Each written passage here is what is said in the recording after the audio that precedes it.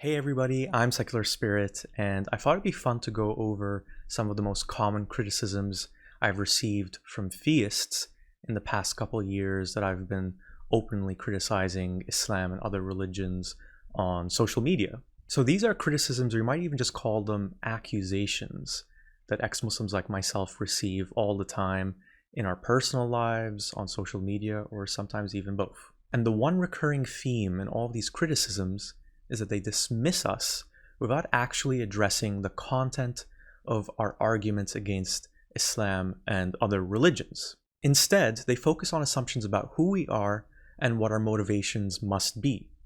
And my suspicion is that they do this because it's easier to just attack us than to tackle the really problematic aspects of the religion that we bring up. And just a note here before we get going, I know I said in the beginning of this video that I thought it would be fun to go over these criticisms, but the reality is that these criticisms that I'm about to read to you are pretty depressing because they just reveal the magnitude of the bridge between theists and atheists like myself.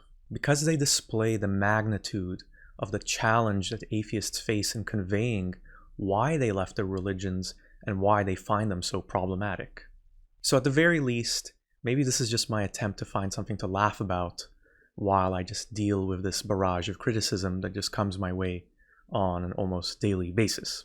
So with that out of the way, let's get this started. In honor of Zakir Naik, the Muslim televangelist with 22 million followers on Facebook, and the master of misunderstandings about everything from the basics of science to evolution, the Big Bang Theory, to atheism in general. And of course, Naik is also someone who has argued that ex-Muslims who propagate another religion should be put to death. Did I mention that this video would be fun? So I'm going to be rating these criticisms from 1 to 5 Zakir Naiks, based on how entertaining and nonsensical they are. The more nonsensical, the more entertaining, the more rubbish, the more Zakir Naiks it gets. And here they are in no particular order. Number 1, you don't understand Islam. So Muslims will basically say some variation of this. You are not raised or taught the proper Islam. And if I mention something specific, they might say, your interpretation is wrong because it isn't my interpretation. And tied to that, when I point out something that most Muslims believe, what they'll say is what most Muslims believe about blank is incorrect. But my personal and or obscure interpretation is the correct one. So I'll give you one example of what I'm talking about here. I once encountered a Muslim who claimed that there is no literal physical hell in Islam because God would never do that because it's so cruel. In his point of view, hell is only a brief experience that is all mental. You don't actually experience any physical pain. Now, I pointed out, well, wouldn't it still be suffering if it's just mental pain? And he didn't really have an answer for that, but his assertion was that you can't really say that God would send anyone to hell, let alone forever, because that doesn't fit his conception of the goodness of God. And the last variation of this criticism that I hear all the time is that I don't understand Islam because I don't have a scholarly understanding, I don't have a scholarly training in Islam and the Quran. Of course, this criticism only seems to extend to ex-Muslims when the reality is most Muslims don't have a scholarly understanding of Islam and the Quran, and they get by just fine, and those Muslims don't have problems with them because they aren't criticizing Islam. And you'll really get this criticism from Muslims who claim that if they're unsure about something or if they find something really problematic about Islam, then the correct answer has to be with the scholars because there has to be a correct answer.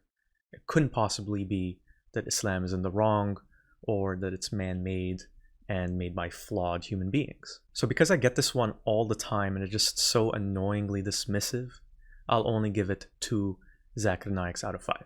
Now, closely tied to criticism number 1 is criticism number 2. You are a fraud. So what Muslims will tell me is that you were never actually a Muslim, and some have even said that I'm not actually even an Arab. Now, this one is annoyingly dismissive as well, but it's just so ridiculous that it just makes me laugh. So I'll give it 4 out of 5 Zakir Naiks. Because it often comes, I think, from Muslims who maybe see one post or one video of mine and they don't bother to look at everything else I've done. So it really mystifies me how they could think that I could just not be a real Muslim or not even an Arab when there's literally dozens and dozens of hours and hundreds of posts of mine on social media that you can find. And I've spent a lot of time just talking about my own personal experiences to great, and I would say maybe boring detail.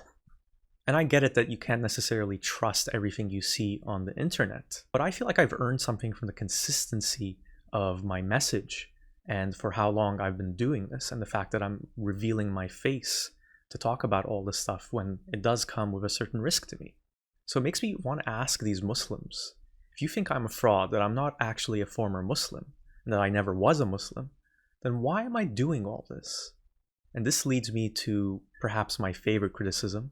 Criticism number 3, you are being paid to smear Islam. So this comes in various forms. I'm being paid by Islamophobes, I'm being paid by white supremacists, I'm being paid by Zionists, or I'm being paid by the state of Israel even. So in these Muslims' minds, ex-Muslims like me are just paid agents who are just going around on social media to make Islam look bad and to bring it down. And it's all part of this master plan, this big campaign of millions and millions of dollars being spent, I assume, for thousands of fake ex-Muslims like me who spread all around the world on Twitter and Instagram and YouTube and Facebook, all just to make Islam look bad, possibly just doing the work of the devil himself.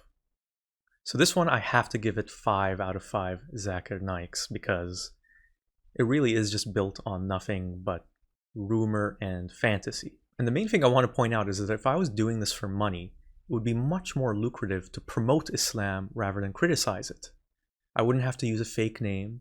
I would definitely have more followers, more likes, and more money coming in. And if these Muslims took the time to actually look at my content, they'll see that I've actually defended Muslims from Islamophobia many times. And I'm actually very critical of Israel, especially because I'm a Palestinian.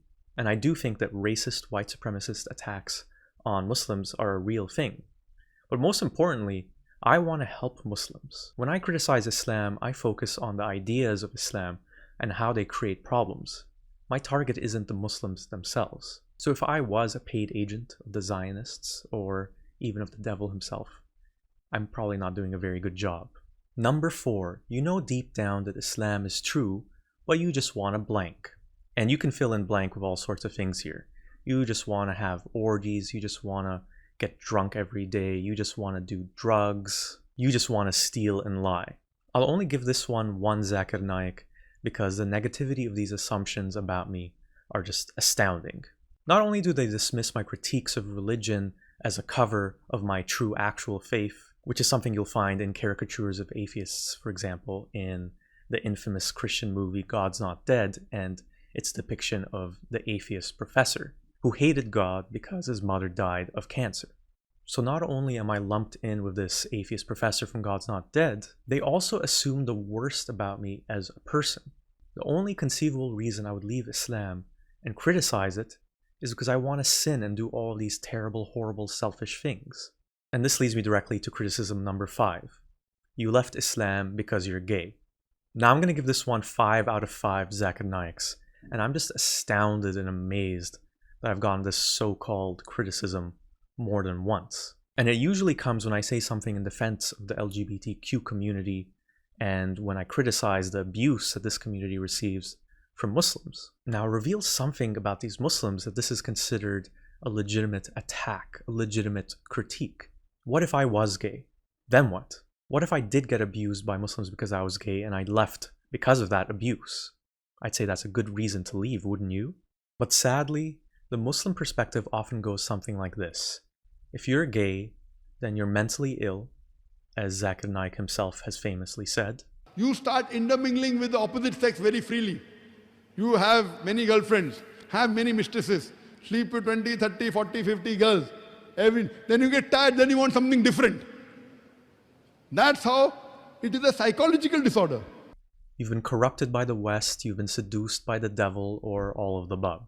I think this criticism reveals a troubling lack of empathy in the Muslims who say this. Because it's almost like it's inconceivable to them that I could care about the suffering of others even if it doesn't directly impact me. Of course I care about the suffering of people in the LGBTQ community because they're human beings like me. and they can't help who they're attracted to. And being punished and abused for something you can't control about yourself is unthinkably cruel and one of the worst parts of Islam. And before I end this video, I'm going to give you some bonus criticisms that I've received from Christians. And in honor of my favorite intellectually dishonest Christian apologist, I'm going to rate these from 1 to 5 William Lane Craigs. Number 1, you were never Christian, so you have no idea what you're talking about. Now, this is a little bit similar to the you don't understand Islam criticism I mentioned earlier, but since I never was Christian, I suppose it has a bit more legitimacy to it. So I'll only give it 1 William Lane Craig rating, but this criticism is still problematic. Just because you were not born into religion, just because you weren't raised into it, doesn't mean that you can't learn about it and use your critical thinking to examine it. Now, keeping aside that I've read a lot about Christianity, I've known Christians my whole life, and I've done tons of research about Christianity, I want theists to ask this question of themselves. How can you dismiss another religion as being false and yours being the true one when you never belonged to that other religion? And when Christians say this to me, how about you address my criticisms, and if I made a mistake, point them out, and then we can have a discussion instead of dismissing me outright. And number 2, you hate Christianity because you still harbor your old Muslim prejudices. This one is worthy of 4 William Lane Craigs out of 5, because again, the assumptions are just rampant. Christians who say this just can't conceive that the religion is actually very similar to Islam and that they share many of the same problems. When I used my critical thinking and skepticism to leave Islam, it was natural that I would find issues in Christianity and other religions as well. Christianity uses fear just like Islam. Christianity promises an afterlife based on just blind faith, just like Islam. And Christianity has caused untold suffering across the world, just like Islam as well. Now that we've come to the end of the list of criticisms, I want to say one thing. I'm not saying I don't have my prejudices and my limitations. Obviously, I do. I just want to say to theists who want to criticize me to focus on the content of my arguments rather than just personal attacks built on assumptions. Thanks for watching, and if you haven't already, I'd really appreciate it if you subscribe to this channel to help it grow and reach more people, and I'll be back with another video very soon.